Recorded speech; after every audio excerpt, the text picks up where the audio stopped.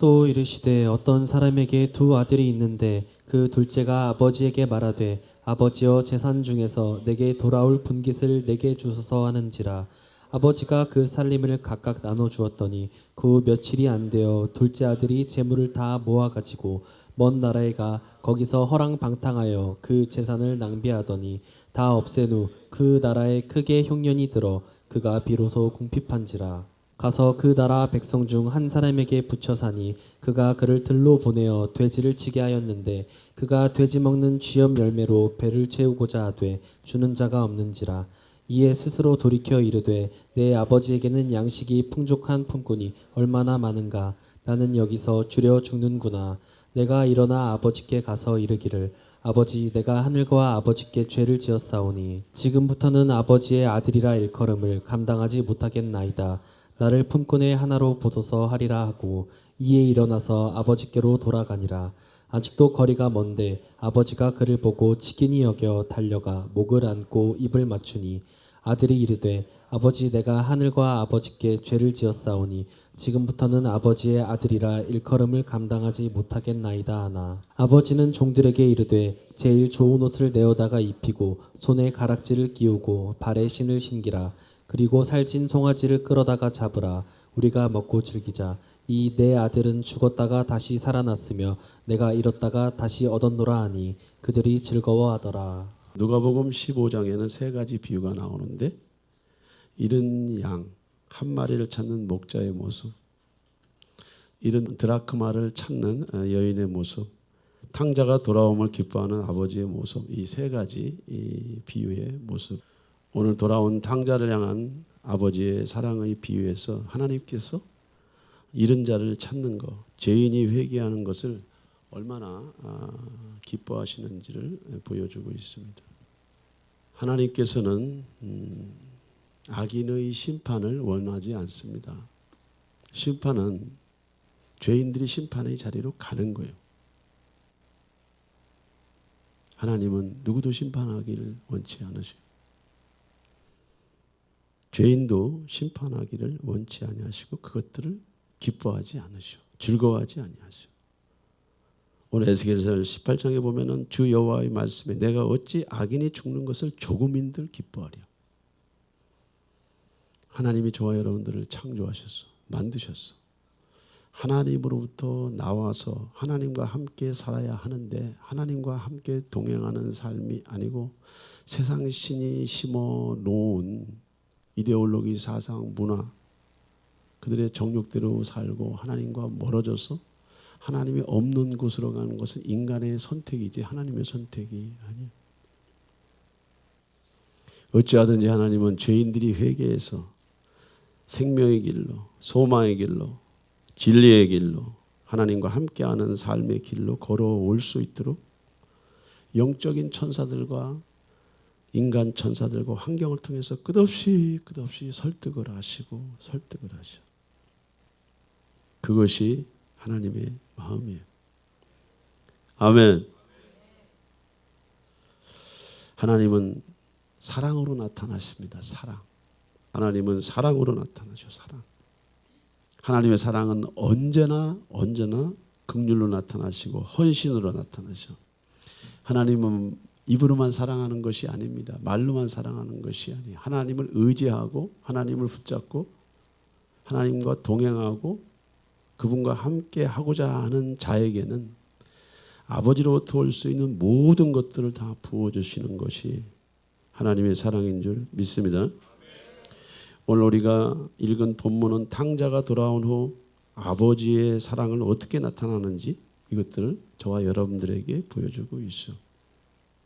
이것은 죄인이 회개했을 때, 한 사람의 죄인이 회개했을 때, 한 사람이 아버지 품으로 돌아왔을 때 아버지가 어떻게 그 자녀들을 대하는지, 어떻게 그 자녀들을 대하는지에 대해서 설명하고 있는 거예요.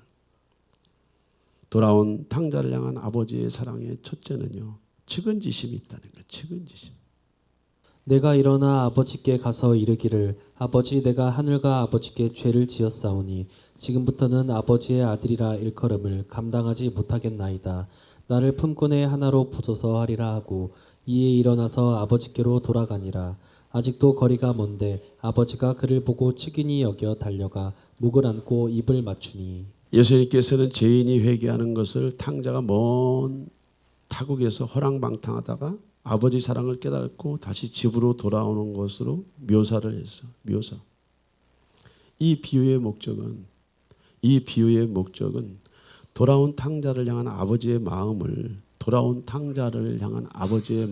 아버지의 사랑을 저와 여러분들에게 깨닫게 하기 위해서 이 비유를 들으신 거예요.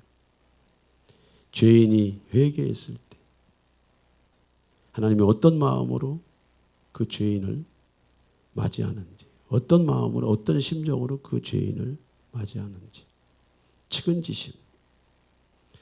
측은지심이라고 하는 것은 사람에게도 있지만 사람의 측은지심은 병들어서 상해서 멍들어 있어서 그 측은지심에 그 긍휼함에 대한 그것들이 기능을 제대로 하지 못해요. 오늘 성경에서 말하는 이 측은지심이라고 하는 이 원리가 뭡니까? 예수와의 심장, 그분의 창자, 그분의 마음을 나타내는 것을 측은지심이라고 그래요. 사람과 사람 사이에도 연민이 있습니다. 사랑이 있습니다. 사람과 사람 사이에도 연민과 측은지심이 있습니다. 그런데 저와 여러분들을 지으신 하나님의 마음속에서 나오는 측은지심과 사랑은 어떤 사랑이겠어요? 어떤 연민이겠어요? 어떤 심정이겠어요? 스플랑크 리조마이, 위대한 하나님의 심장, 위대한 하나님의 가슴, 그리스도 예수 안에 있는 하나님의 심장은 아버지의 심장인 줄 믿습니다. 그리스도 예수 안에 있는 저와 여러분들의 심장도 아버지의 심장인 줄 믿습니다. 우리가 이미 그리스도 안에 아버지의 심장을 가지고 있고 그리스도 안에 예수의 심장이 저와 여러분들의 속사람 안에 와 있는 줄 믿습니다. 죄인이 돌아오기를 간절히 열망하시는 하나님의 심정. 저와 여러분들이 그리스도인으로 살아가고 있지만은 누구도 우리는 세상을 판단하고 비난하고 정죄할 목적의 심판을 해서는 안 돼요. 왜냐하면 저와 여러분들의 형편과 처지, 저와 여러분들이 이방 시대에 저와 여러분들이 예수를 믿기 전에 어떤 상태에 살았는지에 대해서 여러분들이 알고 어떤 은혜로 하나님 품에 들어왔는지 여러분들이 알게 되면은 우리가 그리스도의 마음으로 그리스도의 심정으로 세상을 바라보는 은혜와 축복이 있을 줄 믿습니다. 그렇습니다. 여기서 탕자는 아버지의 분깃을 가지고 세상에 나가버렸어. 신앙을 떠났다는 거예요. 믿음을 떠났다는 거예요. 변질되었다는 거예요. 스스로 주인된 삶을 살았다는 거예요. 이제나 저제나 돌아오기를 기다리는 아버지의 마음, 이제나 저제나 집 나간 아들이 돌아오기를 기다리는 아버지의 심정, 아버지의 마음은 어떤 것입니까? 사람이 변합니까? 한 가족들 구성 안에서도 성격이 다르고 취미가 다르고 기호가 다르고 은사가 다르고 재능이 다르고 추구하는 삶이 다르다 보니까 한 마음 한 뜻으로 살아간다고 하는 것이 그렇게 쉬운 일이 아니야. 그러나 나보다 먼저 온 자 절도 강도에 이미 익숙해지고 길들여진 사람이 아버지 품을 떠나서 아버지에게로 다시 돌아온다고 하는 것은 여러분들이 생각하는 것처럼 그렇게 쉬운 것이 아니에요. 이미 뿌리가 내려져 버렸어. 적개심이 내려져 버렸어. 분노가 내려져 버렸어. 거역이 내려져 버렸어. 자기중심성이 내려져 버렸어. 그럼에도 불구하고 아버지는 그 아들을 기다리는 것이 부모의 심정이야. 부모의 마음이란 말이야. 오늘 집 나간 탕자가 아버지 품으로 돌아왔을 때 아버지께서 이 탕자에게 베푸신 측은지심이라고 하는 것은 하나님만이 보일 수 있는 측은지심이야. 사람의 정은요. 사람의 정은 한계가 있습니다. 그리고 신뢰할 수가 없어. 언제 변할지, 언제 바뀔지 몰라.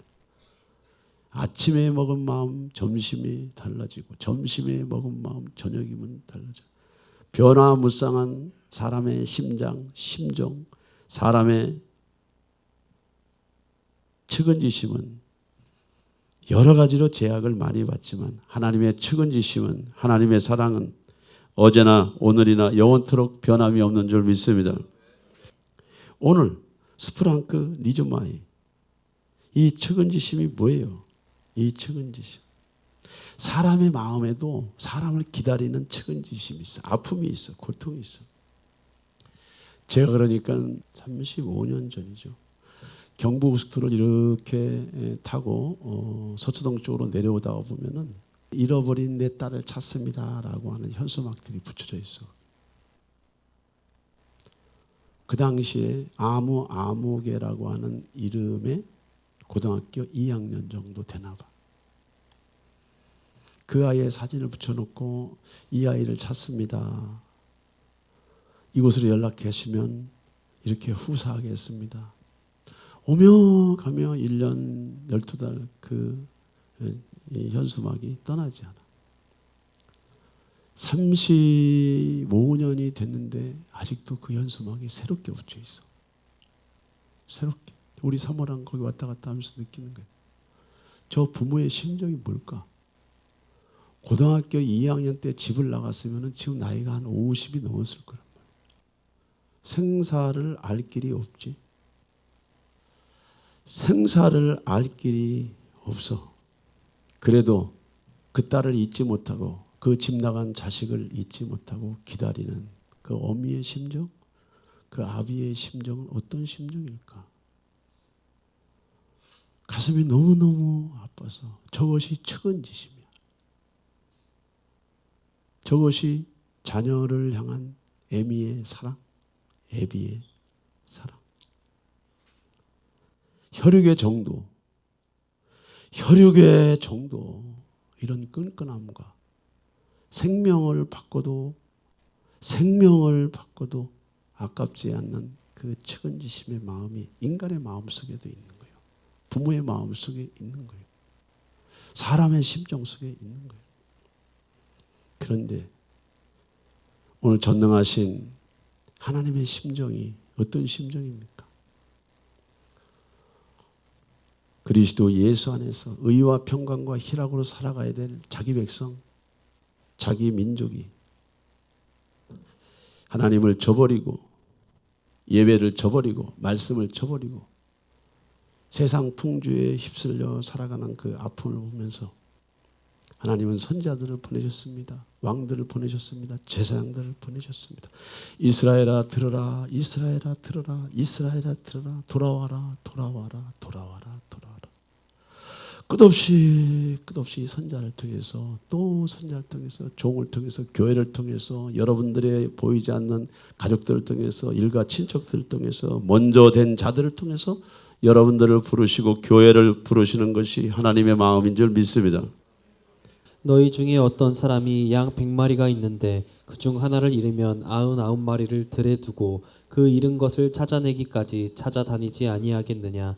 내가 너희에게 이르노니 이와 같이 죄인 한 사람이 회개하면 하늘에서는 회개할 것이 없는 의인 99으로 말미암아 기뻐하는 것보다 더하리라. 애미의 마음, 애비의 마음, 주님의 마음은요 어떤 마음입니까? 속담에 10손가락 깨물어서 아프지 않은 손가락이 어디 있겠어? 그런데 10손가락 똑같이 깨물었는데 더 아프다고 하는 의미는 은유적인 의미야. 비유적인 의미. 주님 보시기에, 하나님 보시기에 불완전하고 미숙하고 자기 길을 찾지 못하고 방황하고 또 경쟁력에서 약하고 뭔가 부모의 손길, 눈길이 간 자식들에게 더 애정이 가고 그들을 위해서 더 기도를 하게 되는 거예요. 그것이 측은지심. 그것이 주님의 마음이에요. 결코 하나님께서 포기하신 적이 없어. 포기할 수 없어. 포기라고 하는 것은 주님 사전에 없는 거예요. 어찌하든지 애비 품을 떠난, 어찌하든지 주님 품을 떠난 자녀들이 돌아오게 하는 것은 하나님의 마음, 하나님의 심정인 줄 믿습니다. 오늘 돌아온 탕자를 바라본 애비의 마음은 그런 마음이에요. 35년 동안 자식이 행방을 모르고 전국 방방곡곡에 철도, 고속도로, 또 주차장, 또 터미널 곳곳에 딸의 사진을, 딸의 현수막을 걸어놓고 그 딸을 기다리는 그 마음속에 그 딸을 만났다고 생각을 해보세요. 죄인 한 명이 주님 품으로 돌아오는 것에 대한 주님의 마음이 이렇게 저와 여러분들을 기다리고 또 기다리고 있다는 거예요. 스프랑크 리조마이, 예수님이 지상세계에 오셔서 티칭, 힐링, 프리칭, 모든 사역의 이면에는요, 목자 없는 양과 같이 고생하는 탈진 영혼들을 향한 사랑이야, 사랑. 사랑이 없으면 그런 일들이 이루어지지 않아요. 목양을 해보니까 그걸 알겠다고, 주님의 마음을 조금 알겠다.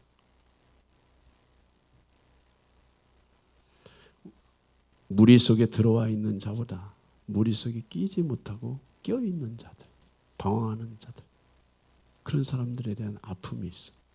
그런 사람들에 대한 긍휼이 있어.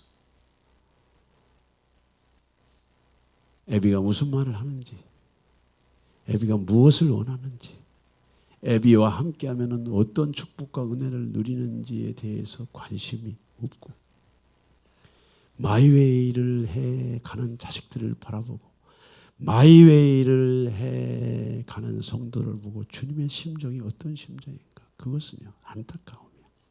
안타까움. 안쓰러워. 왜 그럴까?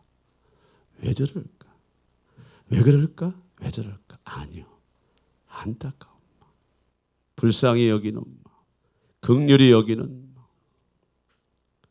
어떻게 마음이 상하고 찢기고 멍든 자들을 예수님이 치유하십니까? 여러분들, 예수 그리스도의 입술에서 나오시는 불같은 성령은 측은지심의 성령인 줄 믿습니다. 사랑의 성령인 줄 믿습니다. 자비의 성령인 줄 믿습니다. 긍휼함의 성령인 줄 믿습니다. 묶임이 얼마나 고통스럽고, 죄가 얼마나 고통스럽고, 상처가 얼마나 고통스럽고, 결핍이 얼마나 고통스럽고, 목자 없는 양과 같이 이리하고 탈진해 있는 영혼들을 볼 때 주님의 마음은 끓어요, 끓어. 에레미야 애가서에 보면은, 에레미야 애가서 보면은 망해가는 이스라엘을, 심판받을 이스라엘을 향해서 예레미야 애가서에 보면 적나라하게 나와 있어요. 한 영혼이 하나님 품으로 돌아오기를 바라보는 아버지의 심정이 예레미야에 그대로 들어가 있어. 조국 이스라엘이 망해가고 있고 바벨론 포로가 될 수 있는 그 위험한, 아주 위험한 상황 속에서 예레미야는 애가서에 이런 말이에요. 내 눈이 눈물에 상하며 내 창자가 끊어지며 내 간이 땅에 쏟아졌으니 이는 딸 내 백성이 패망하여 어린 자녀와 젖 먹는 아이들이 성읍 길거리에서 기절합니다. 기절함. 끝없이 조국 이스라엘의 그 심판을 앞두고 에레미야는 예수님의 심정, 하나님의 심정으로 조국 이스라엘을 향해서 울부짖는 거예요. 아버지께 울부짖는 거예요. 아버지께 울부짖죠. 예수님이 지상세계에 오셔가지고 3번의 눈물을 흘리셨어. 예수께서 그가 우는 것과 또 함께 온 유대인들이 우는 것을 보시고 심령의 비통이 여기시고 불쌍히 여기사, 심령의 비통이 여기시고 불쌍히 여기사, 스플랑크 니조마이, 불쌍히 여기는 마음. 사람의 가슴 속에 나오는 그 사랑도 애정도 사람의 역사를 만들어가는데 하나님의 마음속에서 나오는 하나님의 스플랑크 리조마이, 이 긍휼 측은지심은요, 온 우주를 지각 변동할 수 있는 그러한 하나님의 사랑인 줄 믿습니다. 이 사랑이 풀어지면 이 사랑으로 명령할 때 나사로가 살아난 줄 믿습니다. 나사로야 일어나라고 했을 땐 단순하게 말을 했겠어요, 여러분들. 사망 권세, 음부 권세에 매여 있는 나사로의 죽음을 통해서 마리아와 마르다와 그의 백성들이 비통히 흘리는 그 눈물을 보고 예수님께서 사람의 아픔을 체휼하신 거예요. 사람의 고통을 체휼하신 거예요. 가족들의 고통을 체휼하신 거예요. 사랑하는 마리아와 마르다의 고통을 체휼하신 거예요. 나사로야 일어나라 라고 하는 예수님의 말씀의 이면에 나사로가 일어날 수 있는 동력은 불쌍히 여기는 마음인 줄 믿습니다. 긍휼히 여기는 마음인 줄 믿습니다. 하나님의 사랑인 줄 믿습니다. 예수님이 눈물을 또 흘렸어. 망할 예루살렘 성을 보고 우시는 거예요. 예루살렘아, 예루살렘아, 내가 너를 위하여 암탉이 알을 품듯 하였는데 내가 너를 위하여 암탉이 알을 품듯 너를 보호하고 또 보호했는데 이스라엘은 하나님을 배반하고 그분의 말씀을 멸시하고 예루살렘 성은 만민이 기도하는 집인데 강도의 구렬로 만들어놨다는 거예요. 우리의 심령 성전 안에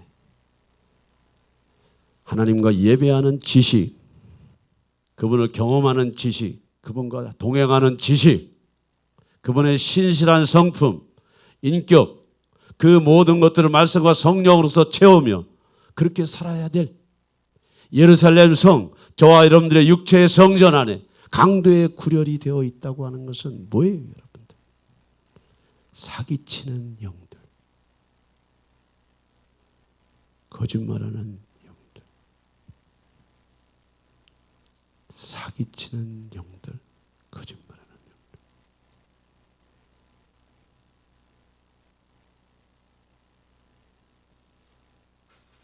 기만하는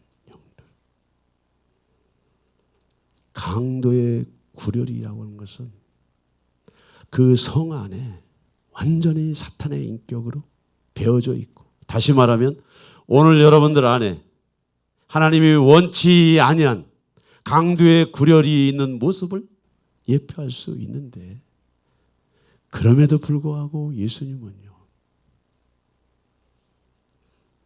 그들이 심판을 향해서 갈 때 그 성에 대한 탄식이 있어서, 아픔이 있어서, 고통이 있어서, 이스라엘아 들으라, 예루살렘아 들으라, 내 백성아 들으라, 나의 시온아 돌아오라 돌아오라, 끝없이 측은지심을 나타내며 이스라엘의 회복을 기도한 줄 믿습니다. 하나님은 악인의 멸망함을 기뻐하지 않으신대잖아. 하나님이 심판하는 것이 아니고 사람이 심판의 자리에 가는 줄 믿습니다. 하나님이 저와 여러분들을 심판하는 것이 아니고 우리가 심판의 자리, 죄의 자리, 사망의 자리로 선택해서 가는 줄 믿습니다. 하나님은 돌아오기를 바래. 하나님은 돌아서기를 바래. 생각이 바뀌기를 바라는 줄 믿습니다. 마음이 바뀌게 되는 줄 믿습니다. 자세, 태도가 바뀌어야 될 줄 믿습니다. 하나님은 저와 여러분들에게 자유의지를 주셨어. 저와 여러분들을 존중히 여기기 때문에 하나님의 스플랑크 디즈마이, 그분의 책임지심, 그분의 긍휼 앞에 엎드리기를 바라는 거예요. 엎드리기를. 오늘 예수님께서 마지막으로 눈물을 흘리셨습니다.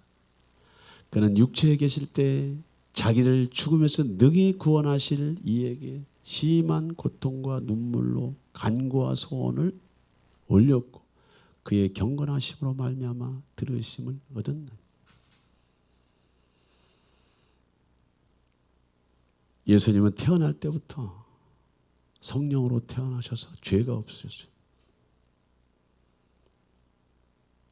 그의 육체는 죄가 없었고 그의 영은 처음부터 조회로 나오신 거예요. 조회.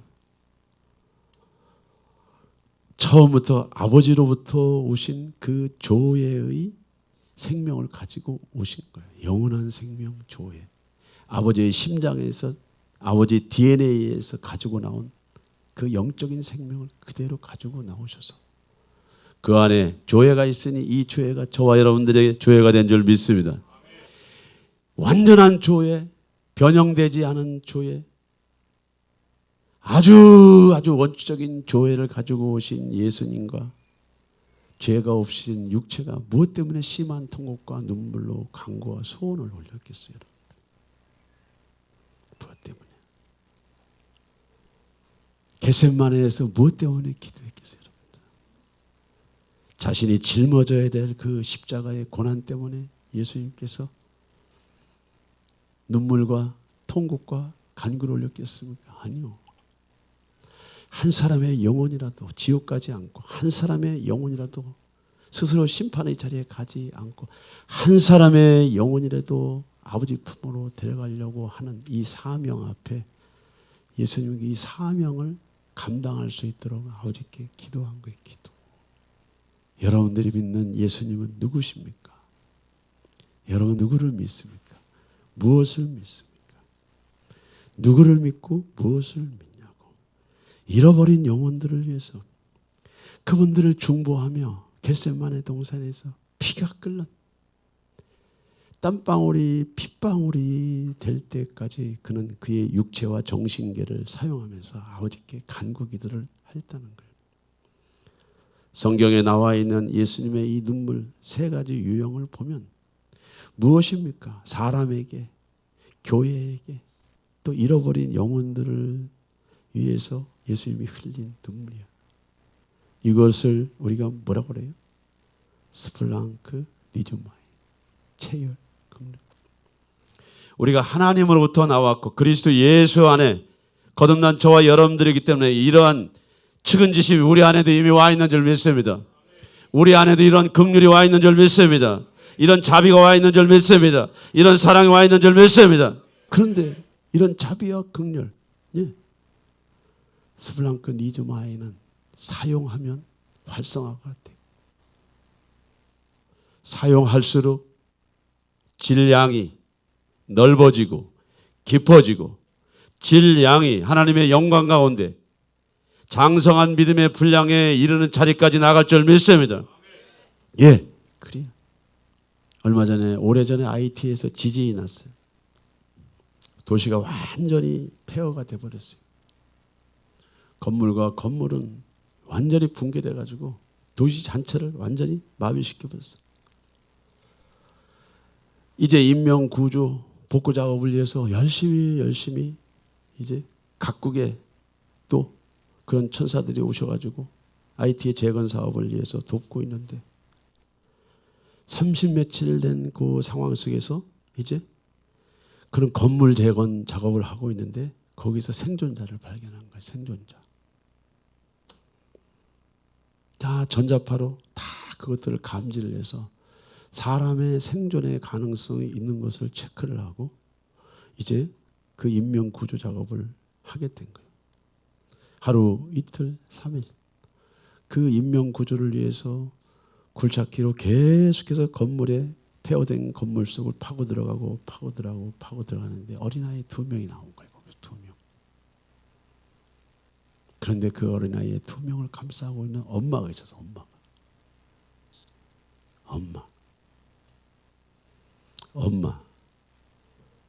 스플랑크 니즈마이.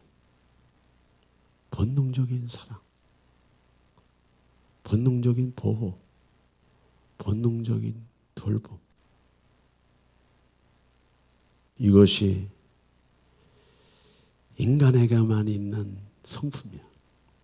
사람에게만 있는 성품이란 말이죠. 누가 가르쳐주지 않아도, 깨달아주지 않아도, 신자가 아니더라도, 불신자라도 하나님이 인간을 창조하셨기 때문에 스플랑크 니즈마이, 이 체유라는 마음, 자비의 마음, 긍휼의 마음은 인간 정신의 가장 큰 아이콘이란 말이에요. 아이콘. 오늘 저와 여러분들은 그리스도 안에서 거듭난 백성으로 살아가고 있잖아요. 저와 여러분들은 그리스도 안에서 거듭난 하나님의 사람으로 살아가고 있잖아요. 에미의 심정이 그렇다면 그 에미의 심정을 에미가 만들어낸 것이 아니고 에미가 태어날 때부터 그 심정 안에 DNA는요. 이런 게 있어. 스플랑크 디저마이. 측은지심, 긍휼한 마음. 오늘 이 시대의 실존주의 철학자인 쇼펜하우어는 그 잊어서 도덕률에서 다음과 같이 말했답니다. 긍휼은 모든 도덕률의 기준이다. 하나님은 여러분들 마음속에 있는 하나님이 심어 놓으신 스프랑크 니즈마의 긍휼이 밖으로 사람에게로 가족에게로 이웃에게로 세상에게로 나오시기를 축원하는 줄 믿습니다. 사랑은 허다한 허물을 덮어 허물만 덮는 것이 아니고 눌려있고 매여있고 엉켜있는 사람을 살려내. 그의 인격을 살려내. 그의 양심을 살려내. 그의 지식을 살려내. 그의 삶을 육체를 살려내. 잃어버리고 깨어지고 망가졌던 관계를 살려내. 재정을 살려내. 하나님의 사랑은 모든 것을 살려내는 줄 믿습니다. 이것이 측은지심입니다. 돌아온 탕자의 비유를 통해서 오늘 저와 여러분들에게 무엇을 말씀하고 싶은 거예요? 무엇을 말씀하고 싶은 거예요? 여러분들은 하나님을 왜 두려워하십니까? 무엇을 두려워하십니까? 무엇을 두려워해요? 그리고 무엇으로 하나님을 판단하십니까? 사탄이 인간의 정신세계 속에 사기치는 영을 집어넣어 버렸어. 그래서 하나님을 두려운 하나님으로 만들어 버렸어. 무서운 하나님으로 만들어 버려서 심판의 하나님으로 만들어 버렸어. 진노의 하나님으로 만들어 버렸어. 돌아온 탕자를 향한 애비의 마음은요. 99마리의 양보다 잃어버린 한 마리의 양을 찾는 그 심정과 그 기쁨과 환희가 있었다는 거예요. 애비의 마음에. 제가 이 목회를 해보니까 알겠어요. 누군가가 조금이라도 은혜가 되고 조금이라도 은혜가 되고 주님을 조금이라도 더 가까이 만나는 것 같은 느낌과 분위기만 나도 전 마음이 기뻐. 살아나는 느낌만 들어도 살아나는 느낌만 들어도 저는 목회를 하고 싶은 희망이 생기고 용기가 생겨요. 무엇이든지 살리는 것이 하나님의 사랑인 줄 믿습니다. 회복하는 것이 하나님의 사랑인 줄 믿습니다. 생명을 얻을 때 더 풍성히 얻게 하는 것이 하나님의 사랑인 줄 믿습니다. 하나님의 사랑을 믿으셔야 돼. 믿으셔. 오늘 탕자의 마음속에 이런 하나님의 사랑이 풍성히 임한 것처럼 저와 여러분들에게도 하나님의 사랑을 신뢰하는 오늘 이 시간이 되기를 축원합니다. 돌아온 탕자를 향한 아버지의 모습 첫째는 측은히 여기는 것이에요. 죄인이 아버지 품에 돌아왔을 때 아버지가 죄인을 어떻게 반기는 모습을 이야기하고 있는 거예요. 둘째는 살찐 송아지를 잡고 즐기자 한 것입니다.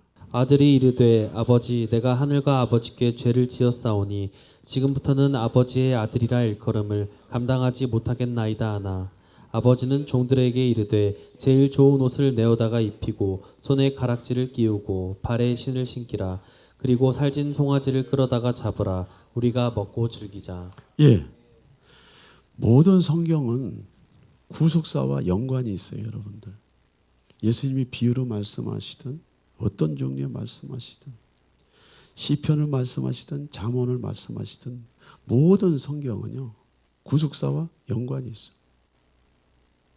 오늘 살찐 송아지를 잡는 것을 예수님께서 말씀하셨어요. 아들이 돌아옴을 기뻐하는 아버지의 마음이라고 예수님께서 말씀하셨어요. 이것은 표면적인 이야기일 수 있습니다. 그런데 이면적인 영적인 의미가 없겠습니까? 다 있어 영적인 의미가. 여기서 살찐 송아지를 잡아라. 잡아. 살찐 송아지를 잡으란 말이야. 단순히 소를 잡자, 소를 죽이자는 의미만 있는 것이 아니라는 거예요. 이것은 희생 제물을 얘기하는 거예요. 제단에 바쳐지는 제물을 얘기하는 거예요. 둘째 아들은 집을 떠났어. 상속을 탕진했고 쥐업 열매를 먹는다고 하면 그것은 저주의 삶을 살았다는 거예요. 여기서 영적으로 암시된 바가 무엇입니까? 하나님 품을 떠난 거예요. 믿음을 저버린 거예요. 질서를 망가뜨려 버린 거예요. 사탄이 좋아하는 육신의 정욕과 안목의 정욕과 이생의 자랑함에 빠져서 영적인 타락 상태는 반드시 육적으로 타락이 와요. 영적인 타락은 반드시 육적으로 곤고가 와요. 가난이 와요. 기근이 와요. 영적인 타락은 반드시 저와 여러분들의 정신세계, 저와 여러분들의 몸과 생활과 삶 속에 꿋꿋이 피어 있어요. 이러한 아들을 위해 소를 잡는다는 의미는 무엇을 암시합니까? 죄가 있는 곳, 불신앙이 있는 곳, 불협화음이 있는 곳, 거짓말과 기만과 속임이 있는 것, 하나님을 이용하는 것, 사람을 이용하는 것, 교회를 모든 이용하는 그 모든 곳에는 아버지 품에 돌아와서 아버지의 기쁨 안에 있지만은 걸쳐야 될 절차가 있다는 거. 절대 희생 제물이 없이는, 인간의 죄값에 대한 희생 제물이 없이는 아버지와 함께 할 수 없다는 거예요. 보상이 없이는 아버지와 함께 할 수 없다고 하는 의미예요. 여기서 소를 잡으라고 하는 의미의 뒤오라고 하는 것이 그런 표현이에요. 무기절의 첫날고 유월절 양 잡는 날에 제자들이 예수께 여짜오되 우리가 어디로 가서 선생님께서 유월절 음식을 잡수시기에 준비하시기를 원하시나이까 하며, 유월절 양 곧 그리스도께서 희생되었느니라. 오늘 돌아온 탕자를 향한 애비의 마음은 헤세드, 애비 자신을 만난 것처럼, 애비 자신을 만난 것처럼 그런 호의와 사랑과 관대함, 뜨거운 눈물이었지만 그것으로서 애비와 자녀의 관계, 돌아온 탕자의 관계가 다 해결될 수 있다고 하는 것이 아니라는 거예요. 죄가 묻어 있고 불신앙이 묻어 있고 불협화음이 묻어 있고 세상에 나가서 배우고 학습해가지고 돌아온 반적 그리스도적인 많은 지식과 경험과 상처와 이런 많은 것들 속에는 반드시 그거에 대해 상응하는, 그것을 아버지 앞에서 속죄받을 수 있는 제물이 필요한 거예요. 그것이 유월절 어린 양을 얘기하는 거예요. 여러분들, 소를 잡아서 만찬을 하자고 하는 의미가 아니에요. 지금 예수님이 하고자 하는 말씀이 그 말씀이 아닙니다. 예수님이 하고자 하는 말씀은 그 말씀이 아니에요. 아들이 돌아왔지만 아버지의 사랑을 지금 느끼고 있지만 아들의 마음속에는 뭐가 있겠어요? 피해의식, 메뚜기의식, 가난의식, 열등의식, 두려움, 죄책감, 수치심, 피폐해져 있는 영혼.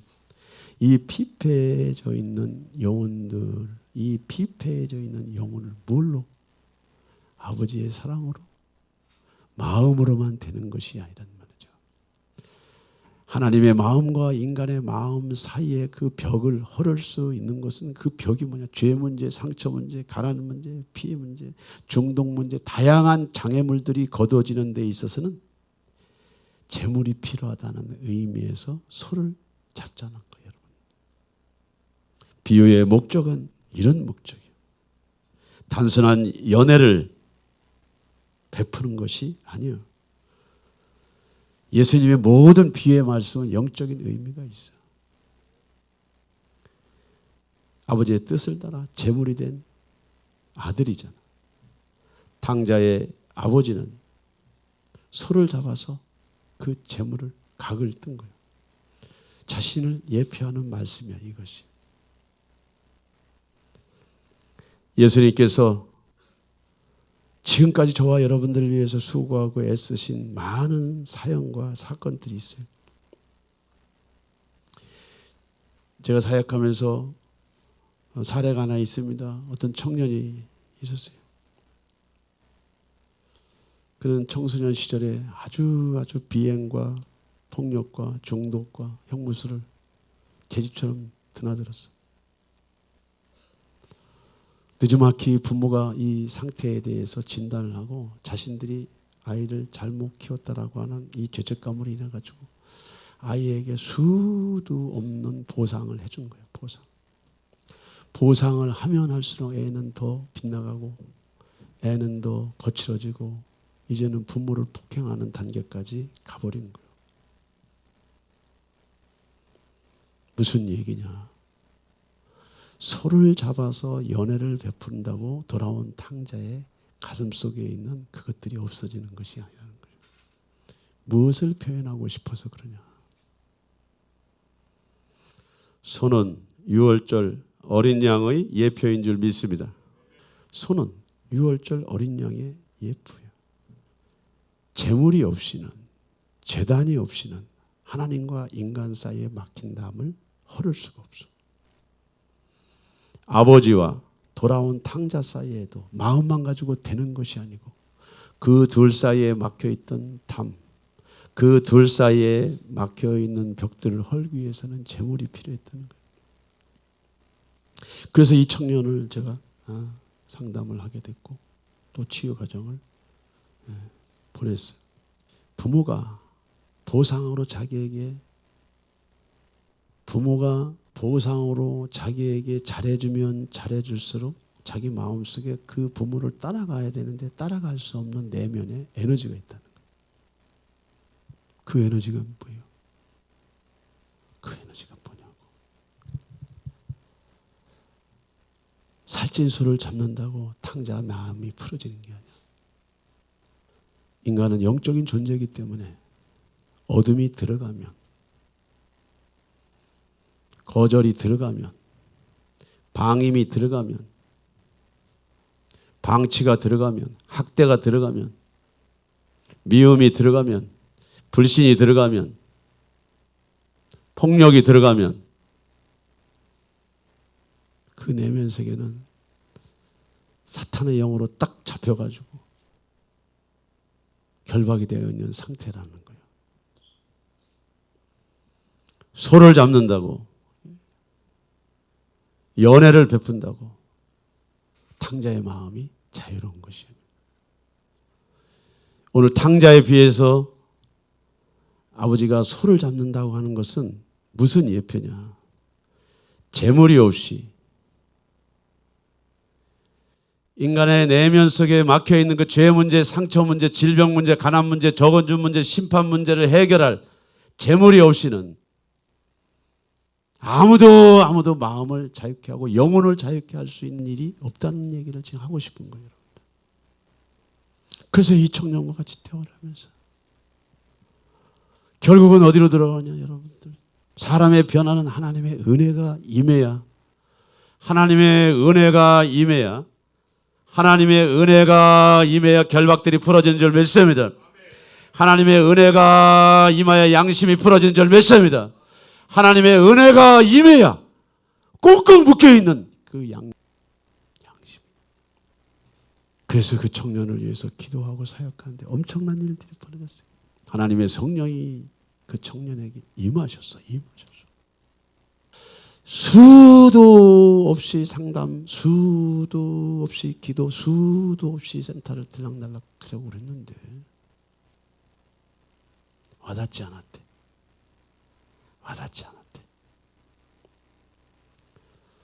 그런데 오늘 목사님께서 예수와의 죽음을 말씀하시고 그분의 측은지심이 너를 위해서 어떻게 일하셨는가에 대해서 이 설명을 들으면서 여러분들 제 말이 아닙니다. 하나님이 저를 잠시 쓰신 거지. 예수의 죽음이 이해가 되고 믿어지고 받아들여지면서 이 내면 세계, 정신 세계가 열리면서요 난리가 난 거예요. 성령이 임하셨어요. 에비도 용서하고 에비도 용서하고 자기를 왕따시켰던 친구들도 용서하고 머리로 용서하는 것이 아니고 제물 대신 예수와의 영, 성령을 통해서 그의 무너지고 망가진 양심 속에 보혈이 뿌려질 때, 보혈이 덮어질 때 그 청년의 마음이 열린 줄 믿습니다. 가슴이 열린 줄 믿습니다. 엄청난 회개와 탄식의 눈물과 함께 성령이 그에게 임하셨어요. 예수님도 자기를 많은 사람들을 위한 대속 제물로 저와 여러분들에게 말씀하셨어요. 보라, 세상 죄를 지고 가시는 하나님의 어린 양이로다. 아니요. 보라, 내 죄를 지고 가시는 하나님의 어린 양이로다. 요즘 현대인들에게 제가 그런 의구심을 가져요. 죄가 뭔지를 몰라. 죄가 뭔지를 몰라. 죄가 뭔지를 몰라. 정신세계가 너무 지금 바깥 세상에 있는 거예요. 인자가 온 것은 성경을 받으러 함이 아니오 도리어 섬기려 하고 자기 목숨을 많은 사람의 대성물로 나눠 주려고 오셨어요.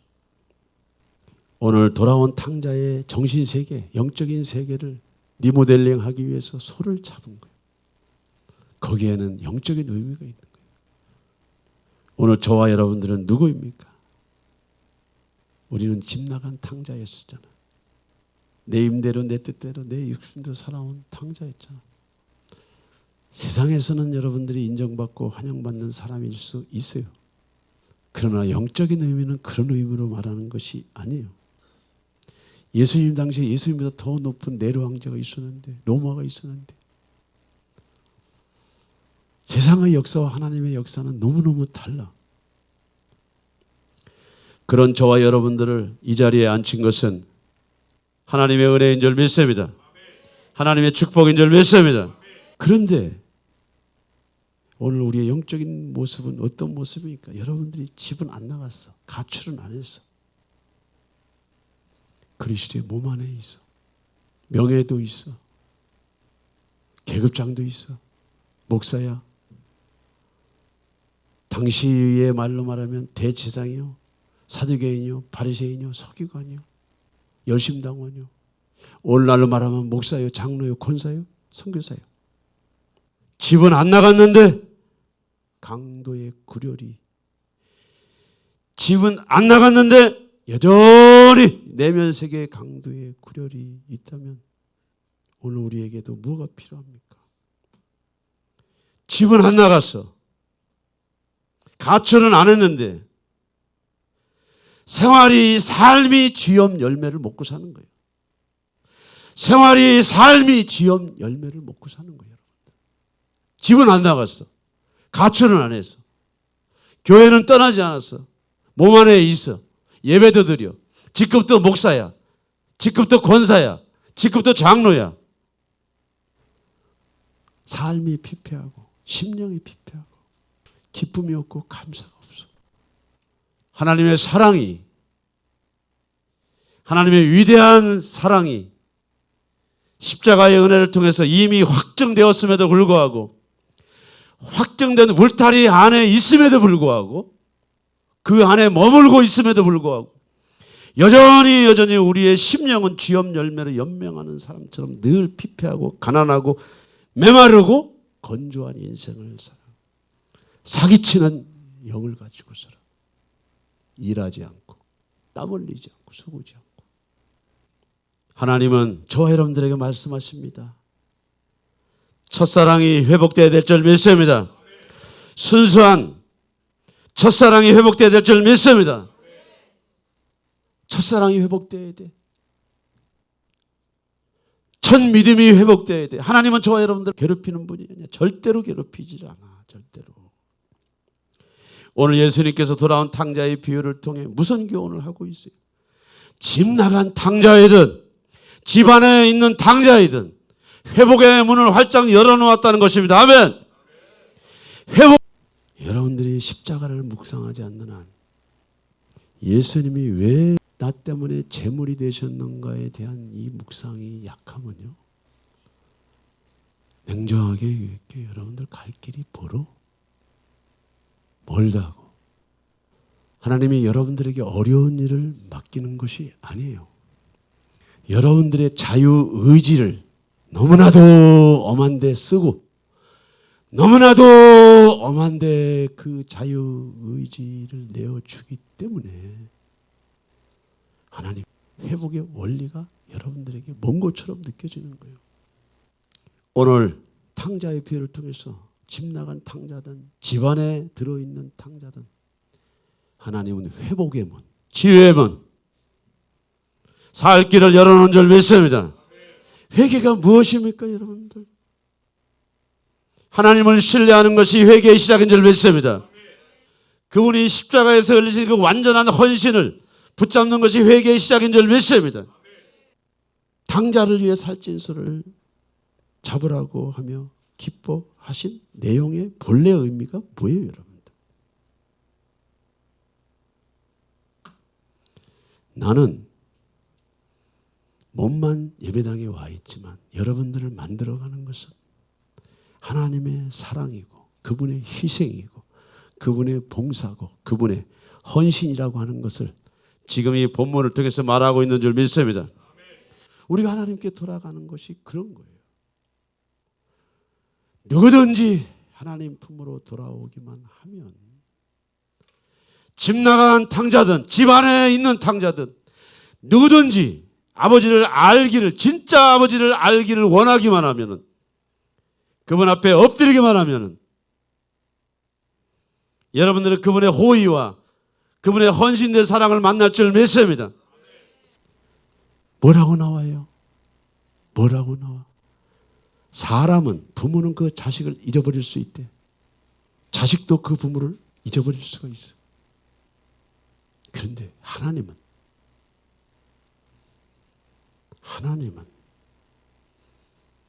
하나님이 손바닥에 여러분을 새겨놓고 있대잖아. 무엇 때문에 이렇게 사람에 연연합니까? 무엇 때문에 이렇게 사람에게 연연해? 그리스도 안에서 부부인 줄 믿습니다. 그리스도 안에서 부자지간인 줄 믿습니다. 모든 하나 되면은 그리스도가 있어야 돼. 그리스도. 예수 안에서 교회가 하나인 줄 믿습니다. 예수 안에서 하나님과 우리가 하나인 줄 믿습니다. 우리는 이러한 하나님의 심정을 아셔야 돼. 내가 너를 내 손바닥에 새겨서 네 애미가 네 애비가 네 형제가 너를 팔아먹을 수 있어. 그러나 나는 결코 너를 배반하지 않아. 나는 너를 배신. 왜? 내가 너를 낳았기 때문에. 내가 너를 만들었기 때문에. 그리고 너를 영원한 곳으로 데려가기 때문에. 하나님만 의로운 줄 믿습니다. 예수님만 의로운 줄 믿습니다. 그리스도 안에서 부부야. 그리스도 안에서 부자지간. 그리스도 안에서 교회인 줄 믿습니다. 그러기 위해서는 재물이 필요한 거예요. 그러기 위해서는 재물이 필요해요. 돌아온 탕자를 아무리 호의와 관대함을 베풀어 줘도 그 내면 세계를 다룰 수 있는 영적인 문제를 다룰 수 있는 재물이 없이는 그 아이가 회복이 안 된다. 회복이. 오늘 예수님께서 말씀하십니다. 아버지께서 내게 주신 자 중에서 하나도 잃어버리지 아니하였사옵나이다. 하나님께서 예수님에게 맡긴 영혼들이 있어. 하나님께서 교회에게 맡겨주신 영혼들이 있어. 그 영혼을 추수하는 것은 저와 여러분들의 책임인 줄 믿습니다. 저와 여러분들의 사명인 줄 믿습니다. 아멘. 저와 여러분들의 책임과 사명이요. 이 일들을 위해서 우리가 하나님이 어떤 분인가를 알아야 되고 그 하나님 앞에 나아간다 할지라도 아버지께서 돌아온 탕자를 위해서 손을 잡은 것처럼 오늘 그리스도 예수께서 아버지로 갈 수 있는 그 문을 죄의 문, 상처의 문, 질구의 문, 가난의 문, 저주의 문, 중독의 문, 타락의 문을 여는 것은 예수의 제물인 줄 믿습니다. 얼마나 기가 막히게 얘기해. 아버지께서 만세전에 내게 주신 영혼 윤민훈 결코 잊지 않아. 아버지께서 내게 주신 윤민우 결코 잊지 않아. 홍한표 결코 잊지 않아. 김윤성이 결코 잊지 않아. 김주영이 결코 잊지 않아. 아멘. 그러면 하나님 편에서 하실 일은 다 하는 거예요. 우리 편에서 해야 될 일은 이런 하나님에 대한 신뢰가 있어야 되잖아. 이런 하나님에 대한 믿음이 있어야 되잖아. 우리가 하나님의 사랑을 신뢰해야 될 줄 믿습니다. 저와 여러분들을 향한 하나님의 계획들을 신뢰해야 될 줄 믿습니다. 하나님, 나는 집 나간 탕자였습니다. 하나님, 나는 집은 나가지 않았지만 탕자처럼 살았습니다. 그럼에도 불구하고 주님은 저와 여러분들을 판단하거나 정죄하지 않으셔. 오 하나님, 하나님을 신뢰하길 원합니다. 하나님의 헌신을 신뢰하기 원합니다.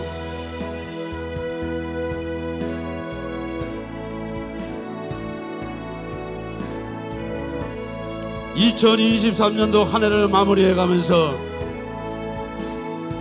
나의 인생에, 나의 삶 속에, 나의 신앙과 믿음에 무엇을 추수하였는지,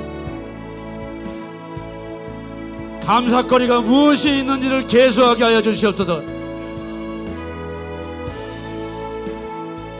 네 생각이 내게로 돌아오면, 네 말이 내게로 돌아오면,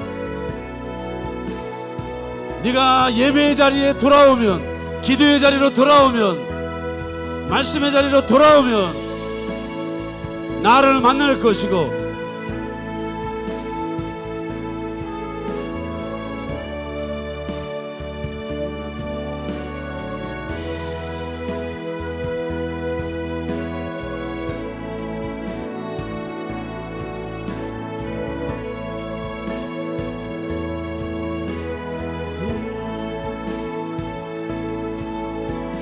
여인이 어찌 그 젖먹은 자식을 잊겠으며 자기 태에서 난 아들을 긍휼히 여기지 않겠느냐. 그들은 혹시 잊을지라도, 부모는 여러분들을 잊을지라도, 자식은 부모를 잊을지라도 나는 너를 잊지 아니할 거야.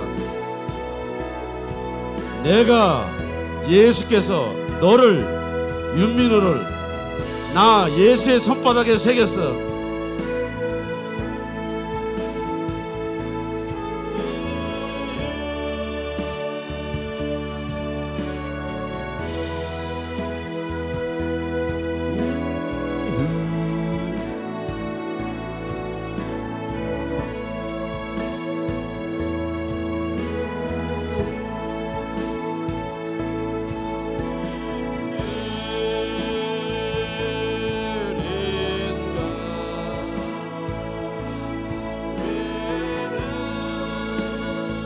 하나님의 사랑을 신뢰하세요.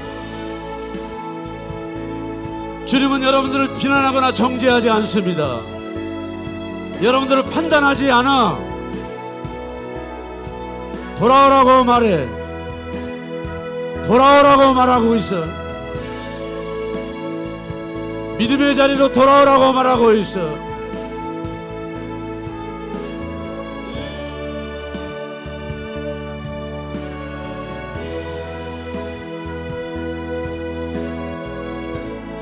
이와 같이 이 작은 자 중에 하나라도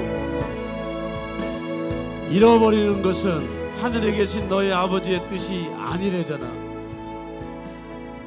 생명을 얻대도 풍성히 얻는 것이 여러분들을 향한 하나님의 뜻과 계획인 줄 믿습니다.